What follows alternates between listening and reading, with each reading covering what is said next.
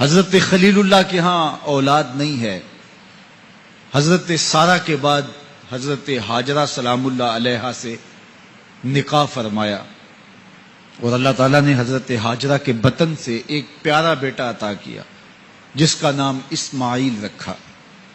لیکن آزمائش یہ آئی، حکم یہ ہوا کہ میرے خلیل اگر مجھ سے محبت کرتے ہو تو اپنے اس بیٹے کو اور اپنی اہلیہ کو وادی غیر ذی زرع میں چھوڑ آؤ، اور اللہ کے حکم کی تعمیل کرتے ہوئے اپنی زوجہ کو اور اپنے نونہال بیٹے کو وہاں چھوڑ آئے.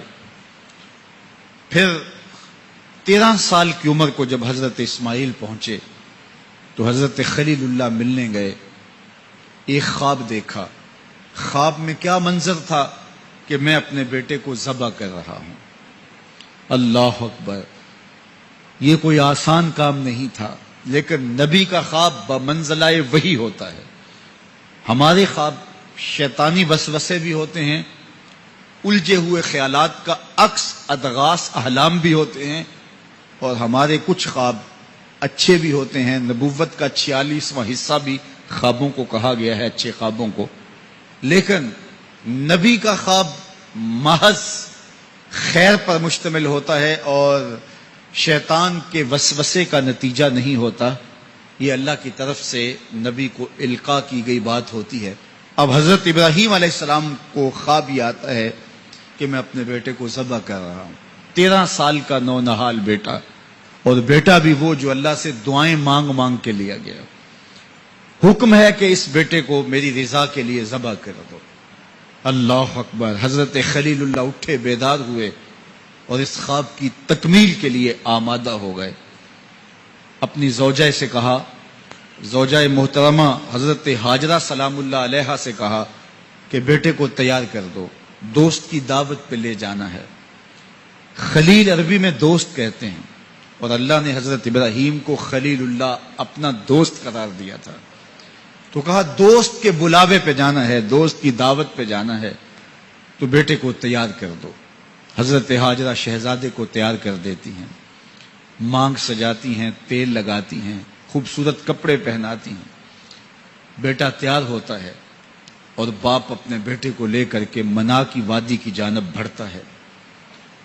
شیطان سمجھا کہ یہ موقع کتنا نازک ہے، اور اگر یہ قربانی ہو گئی تو قیامت تک آنے والے لوگوں کے لیے یہ نمونہ ہوگی. اتنا بڑا ایثار. تو حضرت ابراہیم کے پاس پہنچا اور کہا اے خلیل، اے ابراہیم، اللہ کو راضی کرنے کے اور تھوڑے موقع ہیں اور تھوڑے ذریعے ہیں، ضرور بیٹے کو ہی ذبح کر کے اللہ راضی ہوتا ہے. تو حضرت خلیل اللہ نے کنکر اٹھا کے اس کو مارتے ہوئے کہا بھاگ جا یہاں سے، میری گود میں ایک اسماعیل ہے، اگر 1000 اسماعیل بھی ہوتے رب کے حکم پہ قربان کر دے. حضرت اسماعیل کے پاس آیا، تمہارا باپ تمہیں کہاں لے کے جا رہا ہے؟ کہا دوست کی دعوت پہ. ان کے دوست نے بلایا ہے، اس دعوت پہ ہم جا رہے ہیں. کہا نہیں نہیں، تمہیں ذبح کرنا چاہ رہا ہے اور اس کو اللہ کا حکم سمجھ رہا ہے. تو آپ نے بھی پتھر اٹھا کے مارا، کہا ہٹ جا میرے راستے تھے. اسماعیل کے بدن میں ایک جان ہے، لو لو میں بھی جان ہوتی، رب کے حکم پہ قربان کر دیتا. ماں کی ممتا بڑی کمزور ہوتی ہے، اولاد کے لیے اس کے جذبات بڑے حساس ہوتے ہیں. تو سیدہ ہاجرہ کے پاس آ پہنچا. کہا ہاجرہ، شہزادہ کدھر ہے؟ کہا کہ باپ بیٹے کو لے کر کے دوست کی دعوت پہ گیا ہے. کہا کہ وہ تو ذبح کرنے لے جا رہا ہے.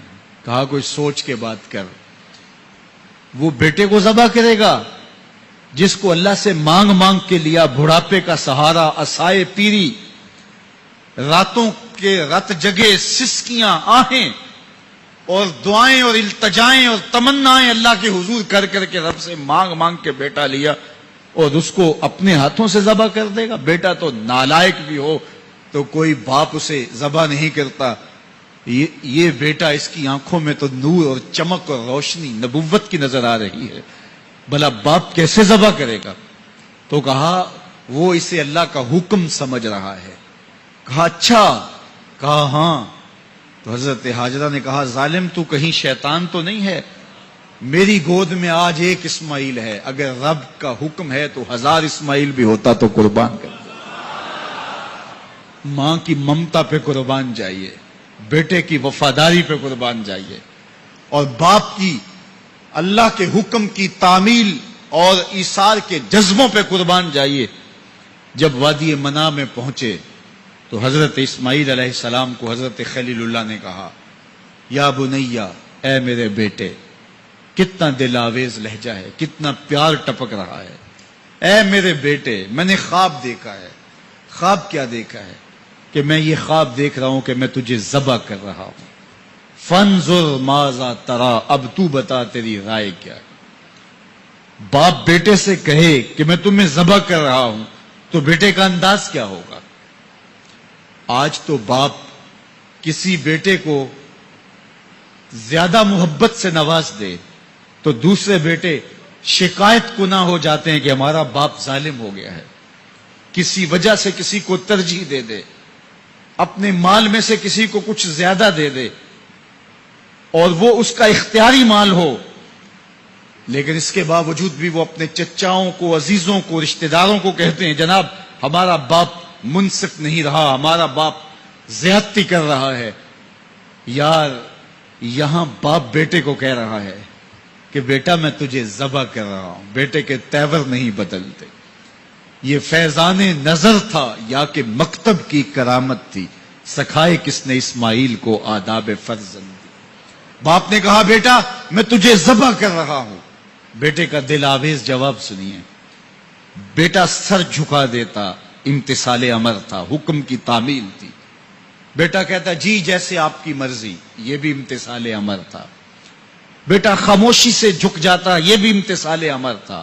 گردن رکھ دیتا، یہ امتثال امر تھا. بیٹا کہتا جی جیسے آپ چاہیں، امتثال امر تھا. لیکن بیٹے نے جو جواب دیا قیامت تک اس کو بھی سنہری حروف سے لکھا جائے گا. باپ نے کہا بیٹا میں تجھ کو ذبح کرنا چاہ رہا ہوں. جواب کیا آیا؟ یا آباتے، اے میرے ابو. ذرا دیکھیے باپ کا یہ کہنا کہ میں تمہیں ذبح کر رہا ہوں، اس کے جواب میں تیور نہیں بدلتے. چہرے پر جلال اور غصہ اور عجیب سی کیفیت پیدا نہیں ہوتی کہ میرے باپ آپ کیا بول رہے ہیں. لیکن جب باپ بولا بیٹا میں تجھ کو ذبح کرنا چاہ رہا ہوں تو فرما بردار بیٹا کیا بولتا؟ یا آباتے، اے میرے باپ. اللہ اکبر. تم تو ذبح کرنا چاہتے ہو. یا آبا تفعل ما تؤمر، ابو ذبح کیا ہے، جو کرنا ہے کیجئے. یہ نہیں کہا کہ ذبح کرنا چاہتے ہیں ہاں ذبح کر لیجئے. ذبح کا جواب ذبح سے دینا یہ مکمل فرما برداری تھی. باپ کہتا یا آبا، یا بنیا، اے میرے بیٹے میں نے خواب دیکھا ہے میں تجھے ذبح کر رہا ہوں. تو بیٹا کہتا ہاں مجھے ذبح کر لیجئے. یا آبا تذبح، ہاں مجھے ذبح کر لیجئے. لیکن بیٹا یہ نہیں کہتا کہ ذبح کر لیجئے. ذبح کا جواب ذبح میں نہیں کہا، بلکہ جواب 2 قدم آگے بڑھ کے دیا. یا آبا تفعل ما تؤمر، ماں میں عموم ہے. ابو ذبح کیا، جو بھی کرنا ہے کیجئے. رہی بات میری، گردن پہ چھری چلے گی، بدن تو تڑپے گا، لیکن ستاجدونی انشاءاللہ من الصابرین. میرے رب نے چاہا تو صبر کر کے دکھاؤں گا. اگر رب کے حکم کی تعمیل میں نونہال بیٹے کی گردن پہ چھری رکھنے کا عزم اور ایثار کی یہ کہانی آپ رقم کرنے جا رہے ہیں تو آپ میرا منظر بھی دیکھیں گے کہ میں تڑپوں گا بھی نہیں. یا ابا تفعل ما تؤمر ستجدنی انشاءاللہ من الصابرین. آپ دیکھیں گے میں صبر کر کے دکھاؤں گا. فلما اسلم وتلہ للجبین، قرآن بتاتا ہے جب دونوں راضی ہو گئے. کس بات پہ راضی ہو گئے؟ فلاں نمبر کی گاڑی خرید لیں، فلاں بنگلہ خرید لیں، فلاں فیکٹری خرید لیں. باپ اور بیٹے نے یہ طے کیا نہیں. باپ ذبح کرنے پہ راضی ہو گیا اور بیٹا ذبح ہونے پہ راضی ہو گیا. فلما اسلم، ایک تو ہمارا اسلام ہے، یہاں دیکھو ان کا اسلام. الاسلام گردن نہادن. اسلام کا معنی یہ ہے گردن رکھ دینا، اپنی مرضی چھوڑ دینا. فلما اسلما، جب دونوں نے گردنیں رکھ دی، دونوں نے اس جو ہے وہ یہ طے کر لیا، باپ نے ذبح کرنے کا طے کر لیا، بیٹا نے ذبح ہونے کا طے کر لیا، وَتَلَّهُ لِلْجَبِينِ، اور باپ نے بیٹے کو پیشانی کے بل لٹایا۔ اس پر دو قول ہیں، تَلَّهُ لِلْجَبِينِ، پیشانی کے بل یوں لٹایا کہ الٹا لٹایا تاکہ پیچھے سے ذبح کریں، بیٹے کا من موہنا چہرہ سامنے نہ ہو، ذبح کرنے میں رکاوٹ نہ بن جائے۔ کوئی بیٹا معمولی تو نہیں، اس کی پیشانی میں نبوت کے اجالے چمک رہے، تو بیٹے کو لٹا دیا اور الٹا لٹایا، تَلَّهُ لِلْجَبِينِ، پیشانی کے بل لٹایا۔ لیکن مفسرین کی ایک جماعت نے کہا نہیں، الٹا نہیں لٹایا۔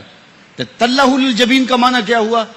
جس طرح ہم آپ جانور کو ذبح کرتے ہیں تو اس کی گردن کو خم دے کے پیچھے زمین پہ لگا دیتے ہیں تاکہ اس کی رگیں تن جائیں اور گردن کھل جائے اور چھری پھیرنے میں آسانی ہو اور جلدی سے جو ہے وہ رگیں کٹ جائیں۔ کہا کہ بیٹے کی ریشم جیسی نازک گردن کو موڑ کے پتھر پر پیشانی کو لگایا۔ اللہ اکبر! بیٹے کو رسیوں سے باندھا ہوا تھا اور اپنی آنکھوں پہ پٹی باندھی ہوئی تھی، اور یہ بیٹے نے کہا تھا ابو مجھے رسیوں میں جکڑ لے، شدت کی درد ہوگی، کہیں تڑپ نہ جاؤں، اور ایسا نہ ہو کہ رب کے حکم کی تعمیل میں آپ کو تاخیر نہ ہو۔ تو باپ نے اپنے ہاتھوں سے اپنے بیٹے کو جکڑا تھا، لیکن جو ہی چھری پکڑ کے باپ بیٹے کو ذبح کرنے لگا، بیٹے نے آواز دی ابا جان رک جائیے۔ کیوں بیٹا، پروگرام تبدیل ہو گیا؟ کہا نہیں، یہ میری رسیاں اتار دیجئے۔ بیٹا کیوں اتاروں، خود تو کہا تھا مجھے رسیوں سے جکڑ لو۔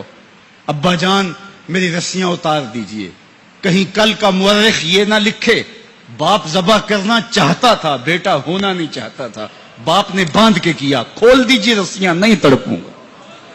اللہ اکبر! رسیاں کھول دی جاتی ہیں۔ کائنات نے ایسا منظر کبھی دیکھا نہیں تھا، چشم فلک نے ایسا نظارہ کبھی کیا نہیں تھا۔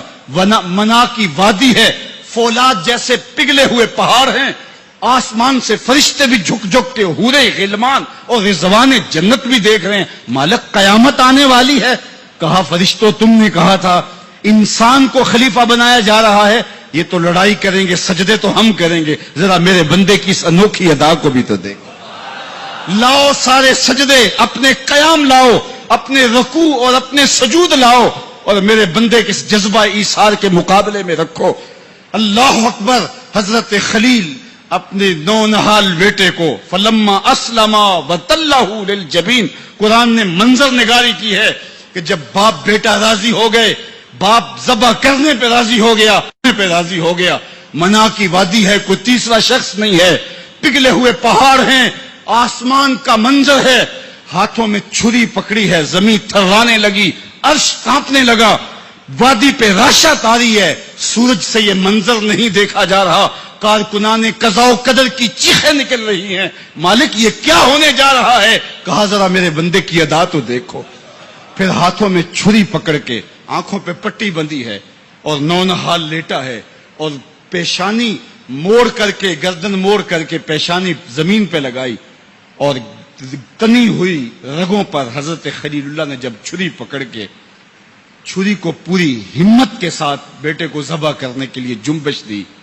چھری تو جنبش کرتی ہے لیکن ایک بال بھی نہیں کٹتا۔ چھری کو زمین پہ مارا، زمین میں دھنس جاتی ہے۔ لما تقطعی یا سکین، چھری کاٹتی کیوں نہیں؟ تیرا کام تو کاٹنا تھا۔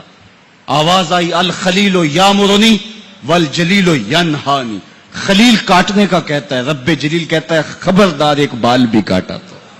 کہا چھری تیرا کام تو کاٹنا تھا۔ کہا حضرت آگ کا کام بھی تو جلانا تھا، جس نے آگ کو جلانے سے روکا تھا آج اسی کا حکم میرے نام بھی ہے کہ ایک بال بھی نہیں کاٹنا۔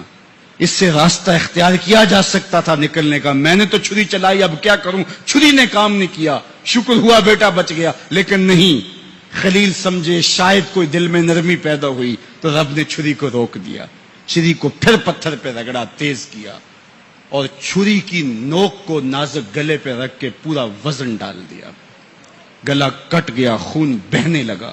حضرت خلیل خوش ہو گئے، کتنا مشکل کام تھا بیٹے کو ذبح کرنا، میں کر دیا۔ جلدی سے آنکھوں سے پٹی کھولی تو کہا، دیکھا کیا کہ منظر بدلا ہوا تھا، بیٹا سمجھ کے جسے ذبح کیا تھا وہ بیٹا نہیں تھا، وہ دمبا تھا۔ اور حضرت اسماعیل پاس کھڑے مسکرا رہے تھے. بے ساختہ زبان سے نکلا اللہ اکبر. تو حضرت اسماعیل بولے لا الہ الا اللہ واللہ اکبر. پاس کھڑے جبریل جو دمبا لے کے آئے تھے بولے اللہ اکبر وللہ الحمد. ادھر سے آواز آئی وَنَادَيْنَاهُ أَن يَا إِبْرَاهِيمُ قَدْ صَدَّقْتَ الرُّؤْيَا إِنَّا كَذَلِكَ نَجْزِي الْمُحْسِنِينَ. ادھر سے آواز آئی جس سے پہاڑ کی وادی گونجنے لگی اے ابراہیم تو نے واقعی خواب پورا کر دکھایا. وَنَادَيْنَاهُ. سب مترجمین نے اس کا ترجمہ یہ کیا ہے واو حالیہ ہے, یہ طلباء جانتے ہیں. اس حال میں ہم نے ندا دی. حال کیا تھا کہ دمبا ذبح پڑا ہوا تھا, حضرت اسماعیل مسکرا رہے تھے, جبریل پاس کھڑے تھے. جبریل کا پاس کھڑا ہونا اس بات کی دلیل تھی کہ یہ دمبا وہ لے کے آئے ہیں, اور ان کا مسکرانا یہ ساری کہانی بتا رہا تھا. تو حضرت ابراہیم علیہ السلام نے جب یہ منظر دیکھا تو یقین تو ہو گیا کہ یہ رب کی طرف سے انتظام ہے, جبریل لے کے دمبا کھڑے ہیں. تو یہ یقین تو تھا, لیکن مزید تیقن پیدا کرنے کے لیے اللہ کی وحی اترنے لگی اور حضرت خلیل کا دل باغ باغ ہو گیا. وَنَادَيْنَاهُ. اس حال میں جب دمبا ذبح پڑا تھا, اسماعیل خوش کن مسکرا رہے تھے, خوبصورت ہنسی ہنس رہے تھے, مسکرا رہے تھے, اور حضرت جبریل بھی مسکرا رہے تھے. تو اس حال میں ہم نے ندا دی ابراہیم تو نے واقعی خواب پورا کر دکھایا. سب نے یہ ترجمہ کیا اس حال میں ہم نے ندا دی, کیونکہ واو حالیہ ہے. لیکن ٹھنڈ نہیں پڑتی تھی. ٹھنڈ تب پڑی جب کنز الایمان کھولا. تو میرے امام نے اس کا جو ترجمہ کیا آپ اشش کر اٹھیں گے. سب نے کہا اس حال میں ہم ندا دی کہ اے ابراہیم تو نے واقعی خواب پورا کر دکھایا. لیکن اعلی حضرت جنہوں نے قرآن کا ترجمہ ہی نہیں کیا, قرآن کی ترجمانی بھی کی ہے, انہوں نے اس کا ترجمہ کیا وَنَادَيْنَاهُ أَن يَا إِبْرَاهِيمُ. اے مخاطب اس موقع کا حال نہ پوچھ جب ہم نے ندا دی. پھر کیا عالم ہوا کہ جب ہم نے آواز دی, یقین تو پہلے ہی پیدا ہو چکا تھا, لیکن جب وادی وحی کے اجالوں سے چمکنے لگی اور ہر سمت وحی کا نور پھیل گیا, پھر کیا حال ہوا حضرت خلیل کا. اے مخاطب پھر اس موقع کا حال نہ پوچھ جب ہم نے ندا دی اے ابراہیم تو نے واقعی خواب پورا کر دکھایا. انا کذالک نجزی المحسنین. ہم نیکوکاروں کو یوں ہی جزا دیتے ہیں. ہم آپ کا بیٹا تو نہیں لینا تھا, بس ابراہیم تیرا امتحان پورا ہو گیا, تو نے امتحان میں 100 نمبر لے لیے, سرخرو ہو گیا, کامیاب ہو گیا. یہ تماشائے لبے بام تو نہیں تھا, یہ کوئی آسان کام تو نہیں تھا. اللہ اکبر. فرمایا ہم نے اس کو پچھلوں کے لیے سنت کے طور پہ باقی رکھا. سلام علی ابراہیم. ابراہیم تیرے اوپر سلام. آج اسی منسک پہ, اسی قربان گاہ پہ 40 لاکھ حجاج کرام قربانیاں پیش کرتے ہیں. کوئی 2 قربانیاں, کوئی 5 قربانیاں, بعض 100 اونٹ پیش کر رہے ہوتے ہیں. اللہ اکبر. صدیاں گزر گئیں. یہ تو صرف منا کی قربان گاہ ہے. پوری دنیا پہ پھیلے ہوئے مسلمان اس دن جانور ذبح کر رہے ہوتے ہیں. عید کے دن قریب آتے ہیں تو میں گزرتا ہوں سڑکوں, بازاروں اور گلیوں سے, ہر سمت لوگ موٹے تازے جانور لیے گھوم رہے ہوتے ہیں, اور سڑکوں کے اوپر جانوروں کے جو ہیں وہ ٹھٹ کے ٹھٹ لگے ہوئے ہوتے ہیں.